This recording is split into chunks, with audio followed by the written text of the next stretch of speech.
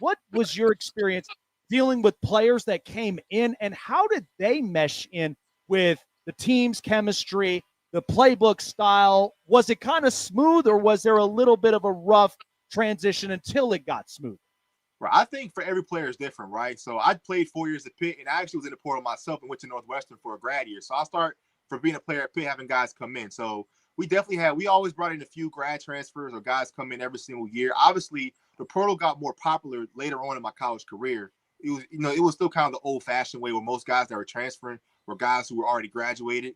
But I would say it's definitely a learning curve. It's not as easy. It's expensive, one thing.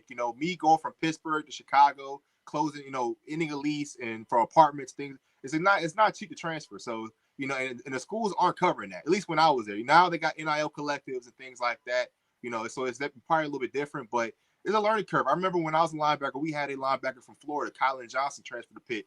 And I know it took him a while. He started for us and played really well for us, but it took him a while to grasp the playbook because, you spend time at a place like Florida or me at Pittsburgh, and you're there for 4 seasons. So you're learning the system, you're learning the ins and outs, the playbook. And then you have to go somewhere else and learn a complex playbook. And depending on when you come, right? I came in spring ball, so I had about 4 or 5 months to learn that playbook, which it takes some guys 2-3 years to master it. And then, other guys that come in the summer,